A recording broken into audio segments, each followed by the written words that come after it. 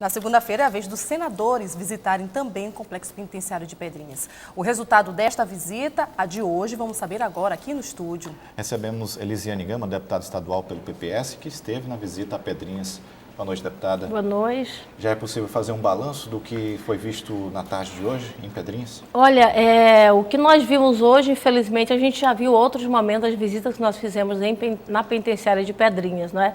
Temos um problema que é um problema, infelizmente, histórico, que é de superlotação, como o Pedrosa colocou muito bem e o deputado Raimundo Coutrin também. Nós tivemos aí, por exemplo, celas de 22 presos, que tem apenas 8 vagas. Então, infelizmente, esse é um problema que não se resolveu e não se resolveu até o presente momento, no meu entendimento, por uma falta de fato de vontade política. Eu acho que se não há o interesse do Estado no sentido de ampliar a quantidade de vagas, infelizmente nós vamos estar acompanhando novos casos de rebelião e essa situação realmente de instabilidade que a sociedade viu nos últimos dias. Deputada, qual foi a intenção dessa visita, sabendo que deputados já foram nessa semana também fazer uma visita ao complexo? Já foi feita, inclusive, uma determinação do ministro da Justiça, 11 medidas vão ser adotadas, várias determinações, várias ações. O que, de fato, vai resultar a visita realizada hoje e também na segunda-feira, os senadores? Por que tantas visitas? Pois é, na verdade, essa não é a primeira visita que nós fizemos, né? A gente já fez outras visitas e realmente essa pergunta, Daniela,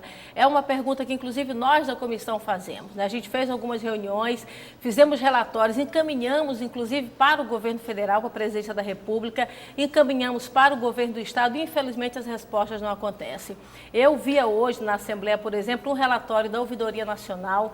No relatório da Ouvidoria Nacional fazia uma referência, inclusive, a um trabalho que foi feito pela Assembleia, foi feito pela OAB, foi feita em parceria com vocês, por exemplo, o pessoal da imprensa, mas infelizmente a resposta não aconteceu. Ontem, só para você ter uma ideia, me preocupou muito na ida da Comissão de Segurança lá na penitenciária, que houve, por exemplo, a informação de que estava absolutamente tranquilo. Não é verdade.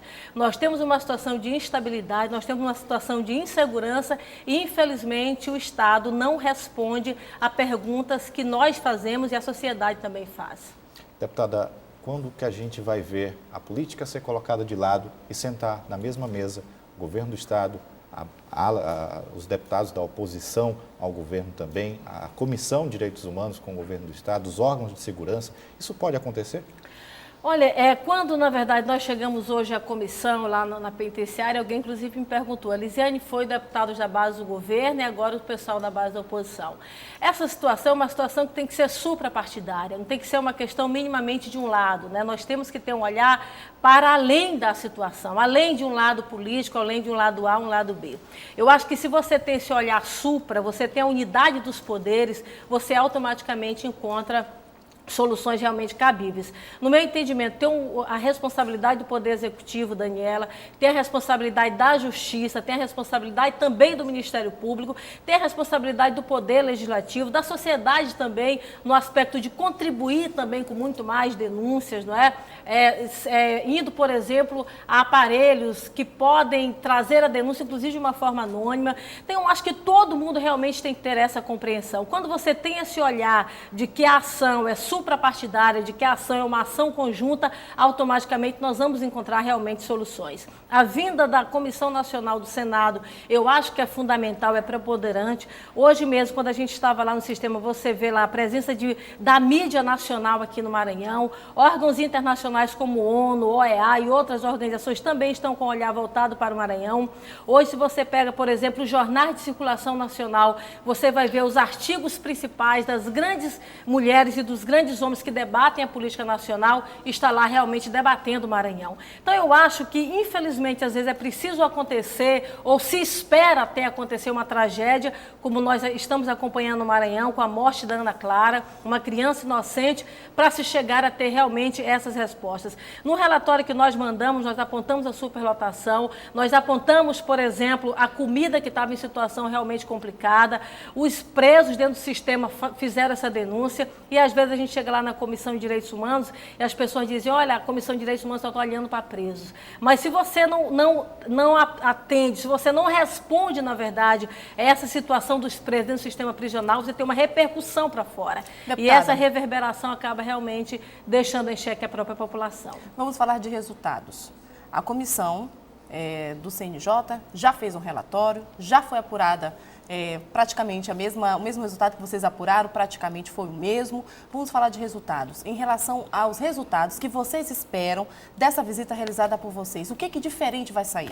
Olha, nós estamos encaminhando esse relatório para o governo do estado o quanto antes, logo já na segunda-feira, apesar de estarmos em período de recesso, não é? E vamos pedir que o estado, de uma forma emergencial, abra novas vagas. Mas não é a mesma coisa que já foi dito? Não, pois antes? Mas aí é a responsabilidade da Comissão de Direitos Humanos da Assembleia. A gente não poderia ficar omissa, a gente não poderia se ausentar do debate. Mesmo em período de recesso, a gente fez uma convocação em caráter extraordinário, fomos até realmente a penitenciária, ouvimos hoje as vítimas, não é? Estamos fazendo, inclusive, quando você fala de resultado, estamos entrando com uma representação contra o Estado, vamos pedir indenização para essas famílias. A informação inicial saiu de dentro do presídio, de quem em tese não, de quem estava de fato sob a custódia do Estado. Então, no meu entendimento, há uma responsabilidade legal do Estado no sentido de reparar. Não se pode reparar uma vida, mas minimamente se pode dar uma resposta. E no meu entendimento, o Estado passaria a ter a compreensão da sua responsabilidade em atos de tanta atrocidade realmente que tem acontecido nas últimas horas na nossa cidade. Mas o Estado já não está fazendo isso? O Estado, não.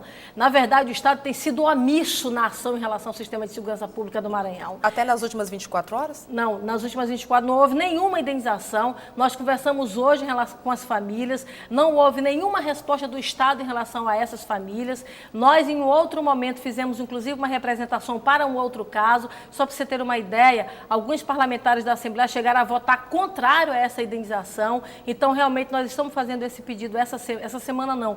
Logo dia 1º de fevereiro, quando retoma realmente os trabalhos, porque no nosso entendimento o Estado tem responsabilidade legal em relação aos ônibus que foram queimados e também as famílias realmente que acabaram sendo queimadas e aí culminando com a morte da Ana Clara e dos outros 3 familiares que ainda estão realmente sendo tratados pelo atendimento do Estado.